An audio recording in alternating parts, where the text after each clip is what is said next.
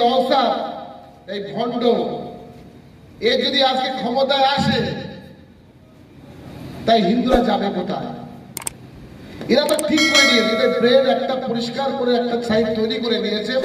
আমরা হিন্দু, আমরা আরএসএস, আমরা যখন ক্ষমতা আসবো মুসলমানকে তাড়াই আনবো, তাহলে মুসলমানকে আতঙ্কে রাখবো।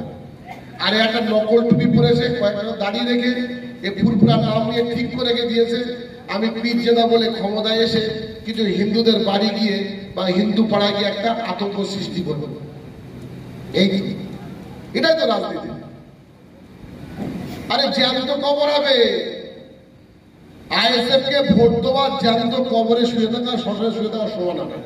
ভাঙড়ে দেখতে পাচ্ছেন না? আমি তো আপনার প্রমাণ দিয়ে কথা বলবো। ভাঙড়ে কোন ঘটনাক্রমে সিপিএম, আইএসএফ আর কংগ্রেস জোট করেছে, ক্ষমতায় এসছে, 11 জন পঞ্চায়েতের নির্বাচনে মারা হয়েছে। আপনার দায়িত্ব নিয়ে বলতে পারবেন এই এলাকায় যদি রাজনৈতিক কারণে মার্ডার হয়, আমি আর ফরিদ ভাই দায়ী হব না, আমি তো এই দলের নেতা। তার 1% খুনির আসামি হলে আমি শরিয়াত মতে বলবো, ধর্মীয় মতে বলবো। যদি আমার সাথে কোনো মাওলানা, মুফতি, কারি, মুহাদ্দিস এবং হাফেজ যত বড় ধরনের মাওলানা আছে আমার চ্যালেঞ্জ করতে আসুন। আমার নেতৃত্বে কোনো পার্টির নেতৃত্বে মার্ডার হলে তার দায় 1% হলে আমার কাছে করবে নিশ্চিত করে। ভাঙড়ে যদি মার্ডার হয় তার দায় নওশাদকে দিতে হবে। তার মানে পক্ষান্তরে নওশাদ কিন্তু খুনের আসামি এবং একজন খুনি। আমি ঠিক বলছি না ভুল বলছি? এটা বাস্তব। তাহলে আপনার কাকে ভোট দেবেন? এই হাওড়ায় আসবে, বসিরহাটে আসবে, হিন্দু মুসলমান ভাগ হবে, এখানে খুন হবে, এখানে মার্ডার হবে। আর এরা না সতীনের ঘর। ঘটনাক্রমে বিয়ে করেছিল সিপিএম, কংগ্রেস আর আইএসএফ। মাস 5-6, 7 মাস 8 মাস পরে ডিভোর্স হয়ে গেছে। কংগ্রেস বলছে এর ঘর করা যাবে না, ও তালাক দিয়ে দিয়েছে।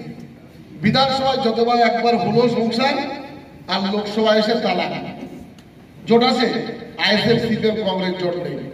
বসিরহাটে আইএসএফ প্রার্থী, নিরাপদ সর্দার সিপিএম এর প্রার্থী, অদিত চৌধুরী কংগ্রেস বলছে আমিও দেবো প্রার্থী।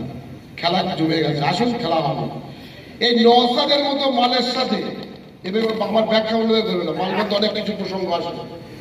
এর সাথে সংসার কেউ করতে পারবে না। পারবে?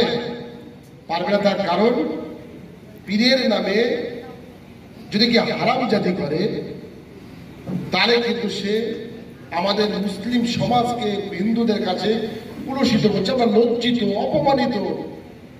তারা পীরের নামে, পীরজাদার নামে, ফুরফুরার নামে, পবিত্র ভারতবর্ষের দ্বিতীয় বৃহত্তম স্থানের নামে যিনি গাঁজাখোর, হিরোইনখোর, মদখোর, চুল্লুখোর, সন্ত্রাসবাদী, তারা যদি আমাদের এলাকার নেতা হয়, তারা যদি আমাদের মোড়ল হয়, তা আমাদের মনে হয় পাশে আর বেশি ইচ্ছামতি যাবে না, বিদ্যার্থীতে গলায় ডুবিতে মরে যাওয়া। এরা নেতা হয়। আর শুভেন্দুর মতন মানুষ যদি একদিকে কৃষ্ণাদির সাথে আমি রাজনৈতিক সংসার করছি 2008 সাল থেকে, আমরা বাসুর সাথে সংসার করছি, বিপ্লব দাস সংসার করছি 2008 সাল থেকে, তাদের সাথে শুভেন্দুর কথায় যদি হিন্দু আর মুসলমান ভাগ হতে হয়, এই নিজের জীবন আত্মহত্যা দেওয়া ভালো, কবে মরার আগে মরে দেওয়াই ভালো। এ কোন ভারতবর্ষে বাস করছে না, কোন পশ্চিম বাংলায় বাস করছি? যে পশ্চিম বাংলায় আমার দাদা বাপ ঠাকুর আমরা স্বাধীনতা সংগ্রাম হিন্দু মুসলমান মিলে করেছিলাম।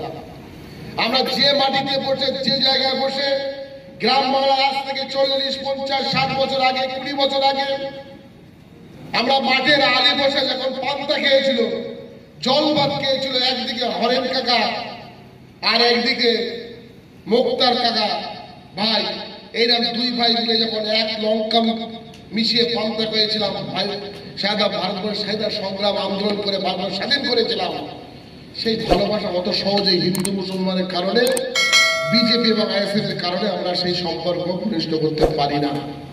এটা আমাদের মাথায় রাখতে হবে।